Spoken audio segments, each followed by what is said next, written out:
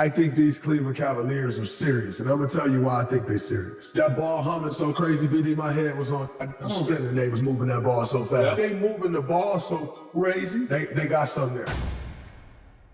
With the victory just last night over the Charlotte Hornets, the Cleveland Cavaliers have tied for second in NBA history for the most wins to start a season, going 15-0, and now trailing only the legendary 2015-2016 Golden State Warriors, who broke the NBA record for wins at 73-9 and started off the season 24-0. Tomorrow night will be the toughest test of the season for these Cleveland Cavaliers, playing the Boston Celtics in an NBA Cup game. And to make things even tougher, it's going to be at TD Garden. With that being said, I think this video is necessary regardless if they win or lose tomorrow. So in this video, we're going to take a look at how the Cavaliers have started off the season perfect, chronicle a couple key moments along the way, and ultimately project how we think the rest of the season is going to go for this Cleveland team that's currently having one of its most magical seasons in franchise history, this time without LeBron James.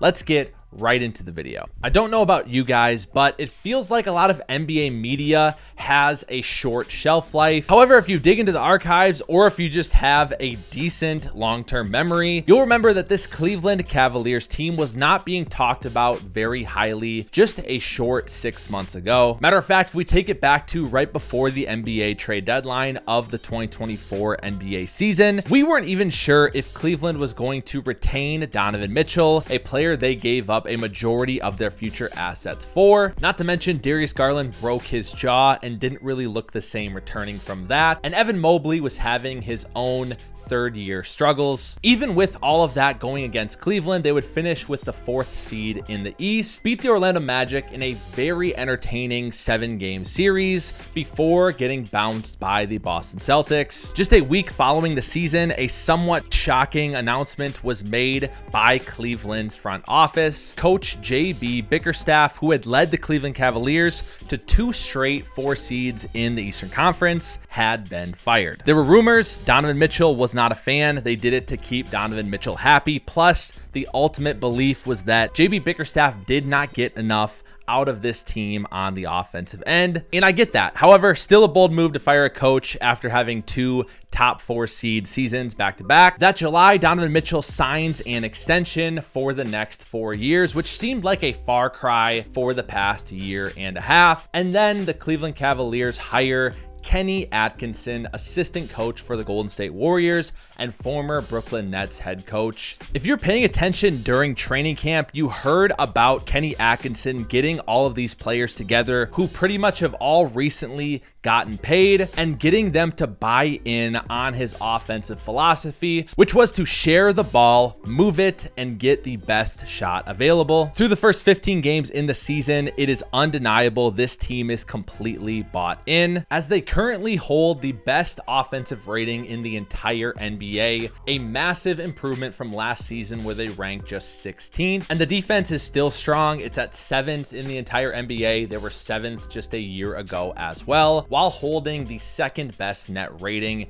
in the entire association. So with that being said, let's take a deeper look into some of the best moments for the Cleveland Cavaliers in this early part to the season, and then we'll take a look at each individual player's contributions to this perfect start. After a blowout win in Game 1 versus a young Toronto team, Cavaliers would defeat the Detroit Pistons 113-101 in their 2nd game of the year. But what I loved about this game was that they had 6 players in double figures and 10 players that played 15 minutes or more, which I think is kind of a microcosm about this Cavaliers team this season and the philosophy Kenny Atkinson brought into training camp that they all bought into, which was that as a star player like Donovan Mitchell, you're going to play less minutes. However, you're going to be able to expend more energy in those minutes, and there's going to be less reliant on you scoring wise. They then rattle off 4 straight wins over the Wizards, the Knicks, the Lakers, and the Magic before a Donovan Mitchell game winner would defeat the Milwaukee Bucks, putting them at 1-5 and the Cavaliers at 7-0. The Cavaliers won this game despite giving up 74 points combined to Giannis and Damian Lillard in a must-win game for the Bucks. Just 2 nights later, playing Milwaukee Milwaukee again, this time without Giannis. The Bucks would control a majority of the game, but they'd find themselves down 7 points, 101-94 on this AJ Green 3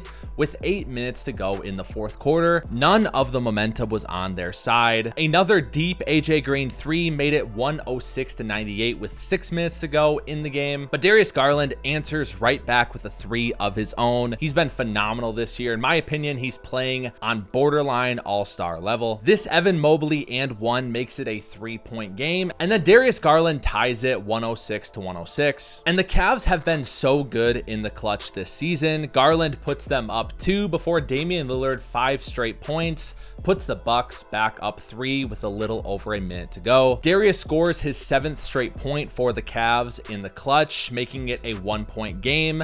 Damian Lillard commits a backcourt violation, and then Darius Garland hits this 3 to put the Cavs up 2, scoring 10 straight points in just a couple of minutes. A missed Damian Lillard 3 and a Jarrett Allen bucket about sealed it for the Cavs, narrowly escaping a loss 116-114. Which brings me to a quick point about the Cavs this season. They are phenomenal in the clutch so far. So they've played 7 games in the clutch this year. Obviously 7-0, they're undefeated. A total of 25 minutes played in the clutch. Very small sample size. However, they have a net rating of 70.8. Their defensive rating is 78.3. Their offensive rating is 149.1. And I think in large part that's because they do not break down and start playing iso ball in the clutch. They stick to the Kenny Atkinson formula of ball movement, team ball, running sets, and getting the best look available. With that being said, fast forwarding through the season here, we have a couple more key moments that I've seen during this 15-0 stretch. Today's video is brought to you by Autograph. Autograph is the first of its kind app that rewards your fandom for your favorite NBA teams. The way it works is it curates a feed inside the app of your favorite creators from your favorite NBA team,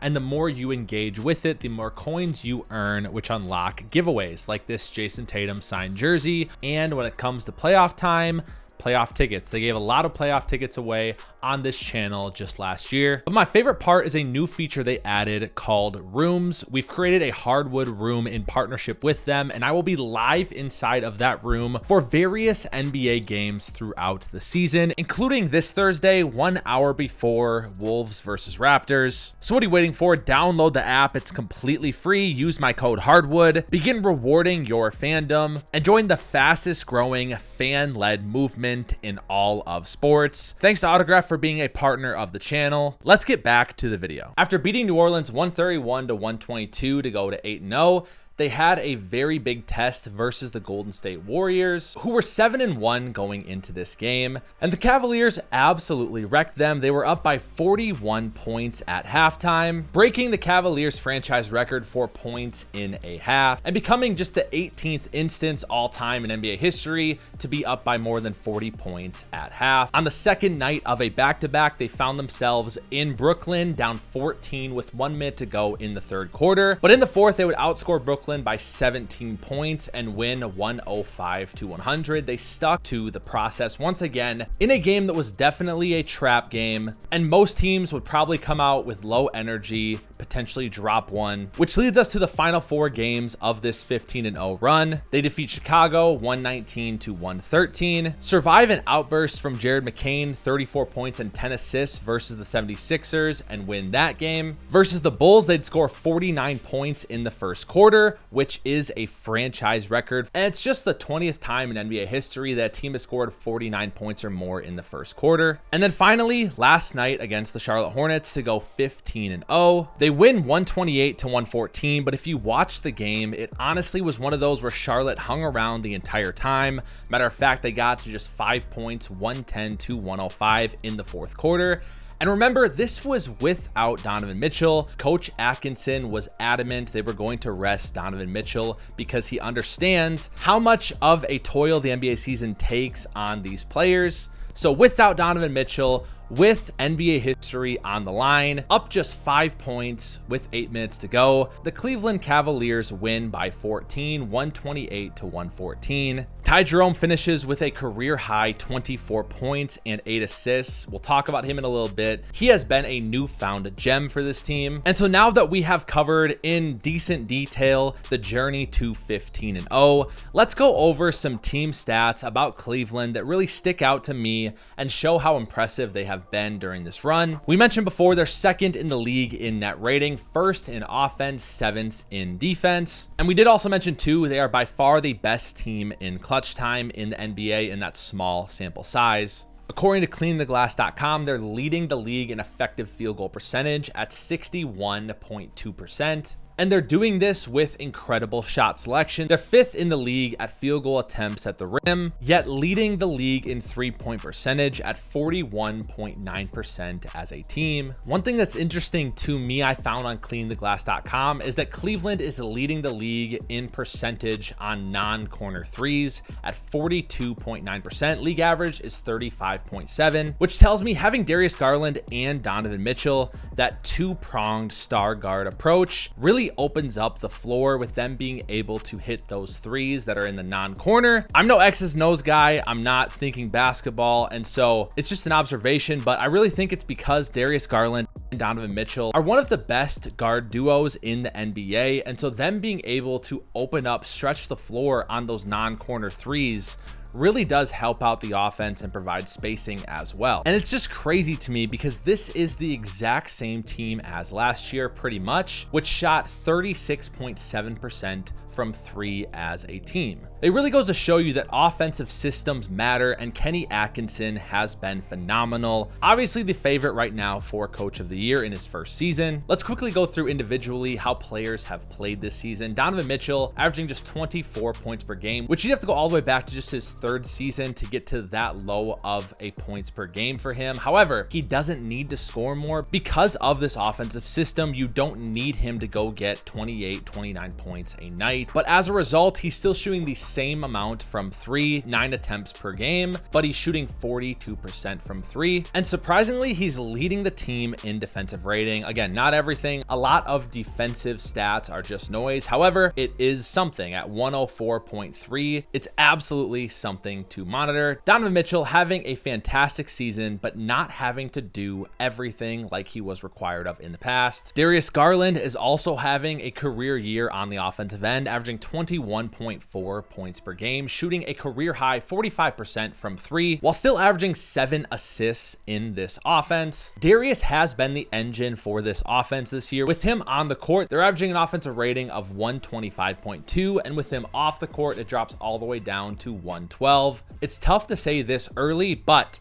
if Darius keeps this up, he should absolutely be an all-star. Evan Mobley may be the most impressive Cav this year, especially with all of the discourse surrounding him for the past year and a half. With Jarrett Allen out for that Boston Celtics series last year, we saw some glimmers of what we had been hoping from Evan Mobley all along. But this year, he has been doing that and more on both ends of the court. Matter of fact, he's 2nd on the team in net rating with an on-court net rating of plus 15.9. When he's off the court, the Cavs have just a 5.4 net rating. Jarrett Allen obviously has been great as well this season. This too big look really is working out well, and it's one of the few archetypes we have left in the NBA after the Cat trade right before the season. And then Isaac Okoro is shooting 44% from 3 this year. Obviously, he's only taking 2.4 a game, but he's never been a high volume 3-point shooter. He's doing exactly what you need him to do as a glue guy. And then we get to the bench. We have Karis LeVert, who's averaging just 11.8 points per game this year, a couple points down from last year. Kenny Atkinson is the perfect coach for a guy like Karis LeVert, who likes to go off script from time to time